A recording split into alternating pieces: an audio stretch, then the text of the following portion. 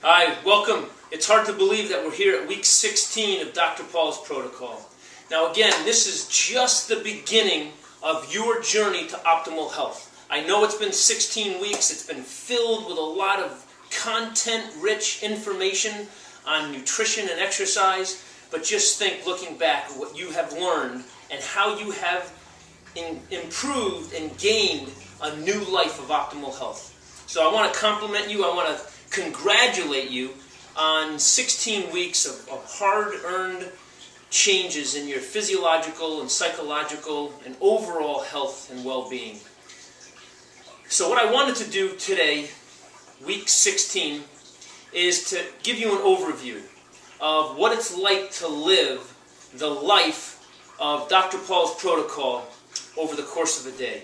So it just so happens that today I'm filming this on the endurance exercise bout day. So this would apply to any of the other exercises, although you'd have to tweak it a little bit. This is pertinent and very suitable to the endurance exercise bout. When you do the endurance bout, you want to do it for a minimum of 1 hour. 1 hour or more is what you should be striving for. I actually woke up this morning and I did a 2-hour cycling bout, and I want to walk you through how I structured my day. I started at 5:30 this morning because I have a whole day of work ahead of me. I have family responsibilities, so I want to show you how this would fit into a very hectic, a very busy schedule. So I know what it means to be busy like all of you, to raise 3 children, my wife and I, and to take care of all the other responsibilities that you have on a daily basis. So you have to make that commitment. It means getting up for me at 5:30 in the morning and heading out the door on a fasted stomach with nothing but water. And so here's what I would start my endurance ride with, is a full glass of this water, and then I would have 2 water bottles with me.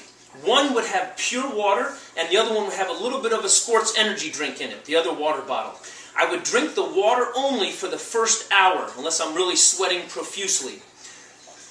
After that hour, I would transition over into the sports drink, and I would bring some additional supplements if I needed it. Sometimes I can make the 2-hour ride with nothing but water, but sometimes I get a little fatigued if it's a hilly ride.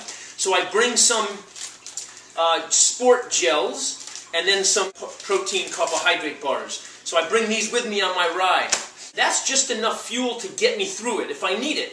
When I return home, I need to make sure that I replenish. So at about, in this case, 7:30, 8 o'clock when I return home, I go ahead and make myself a breakfast. I have a 6 to 8 ounce glass of milk, a piece of fruit. That takes care of primarily my carbohydrate. There's a little bit of protein in the milk as well. And then I load up on high protein bread. Each slice is 7 grams, plus all natural peanut butter, which is also about 8 to 9 grams. So I'm getting about my 25 to 30 grams of protein with the milk, the peanut butter, and the bread combined. That's my breakfast, and I'm ready to go. And then, in order to really replace a lot of those nutrients, I will also include a protein smoothie. Here is the whey protein smoothie. I don't know if you can see that, but it's rich in phytonutrients. It's got pomegranate juice, grape juice, whey protein, Greek yogurt, flaxseed, beetroot juice, fresh blueberries, and fresh bananas. This was rocking. Delish. All right, so that's kind of a supplement to the workout that I did, because it was a long 2-hour ride, but I made sure that I was in a fat-burning state during that endurance ride. So I didn't eat before it, and I didn't eat for the majority of it, at least an hour or more into it. And then I had my energy drink, plus my sports drink, plus my juice, and then when I got home, I ate the breakfast that I should have eaten on a normal day, and then I supplemented the calories lost and the muscle protein building that I need with my fruit smoothie. Then, for a mid-morning snack, I have my half Greek yogurt plain and half Greek yogurt honey vanilla. And that's this right here. It's a fairly big serving. Now again, all of this is fist size, palm size, and thumb size. Everything that you've seen so far today. And then I have some homemade granola that's in my cookbook. And so I add this in, and that's my mid-morning snack. The yogurt of the carbohydrate is the fist size. And then the additional protein within it is going to be the palm size. So this is a great serving for me. And then I move into lunch. For lunch, what I have is a beautiful, colorful, organic, rich, dark green orange with the carrots, salad with some fresh mozzarella, olive oil, fresh organic cucumbers. This is all organic. And then for the protein is the palm size, thickness included, of wild salmon. So I put this right onto my salad, and that's my salad for lunch. Awesome. This is wonderful with some water. In the afternoon, I get a little hungry, so I have my snack of soy nuts, dark chocolate chips, and blueberry flavored craisins. Ah, look at that. About a fist size. It's a great combination of protein, carbohydrate, and fat. You can't beat this. And then for dinner I have a loaded plate of pasta with black beans, fresh organic red pepper, green pepper, fresh tomato, organic tomato, some shredded Parmigiano Reggiano, and then the pasta is a higher protein pasta. And I throw in a turkey burger. This is happens to be a frozen one, but I just go ahead and broil or bake a turkey burger. And there you have it. That is a perfect ratio of 2 to 1. Again, after my exercise, I did a 4 to 1 with the protein smoothie and some of the other bars that I had been eating. But for the most part, I've kept to the 2 to 1 ratio, with the exception of right after my endurance ride, I did the 4 to 1 protein smoothie.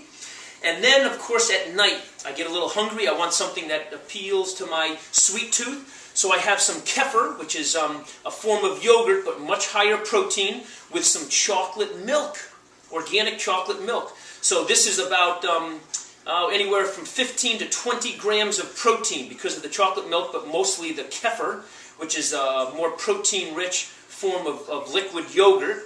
So that's what I drink late at night before I go to bed. And then if I'm really wanting to replenish some energy, I have a half of a protein bar, and I choose those that have a higher proportion of whey protein. There you have it.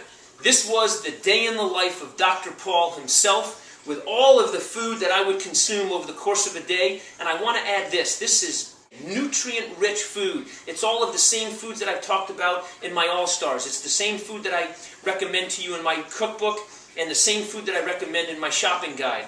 This is it. And trust me, this was nothing to put together. The longest thing that I took was probably taking the salmon to cook, which is quick, and then boiling the pasta. And here you have it. You have nourishment for optimal health and performance for the rest of your life. And I want to lead you with that on your journey to optimal health. I'm Dr. Paul, and I've really enjoyed my 16 weeks with you, but I'm even more looking forward to the journey with you for the rest of your life with optimal health. See you soon.